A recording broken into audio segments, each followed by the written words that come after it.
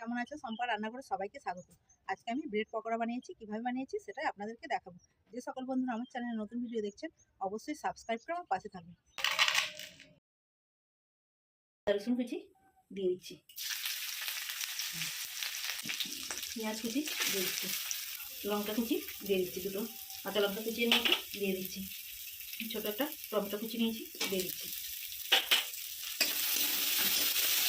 স্বাদ মতো নুন দিয়ে দিচ্ছি, দিয়ে ভালো করে কষিয়ে নিচ্ছি। একটা বড় সাইজের আলু সেদ্ধ করে গ্রেট করে নিয়েছি দিয়ে দিচ্ছি। আলুর পুরটাকে এবার আমি ঠান্ডা করে নেব। নুন দিয়ে দিচ্ছি, গোলমরিচ গুঁড়ো দিয়ে দিচ্ছি, ব্যাটারটা গুলে নিচ্ছি।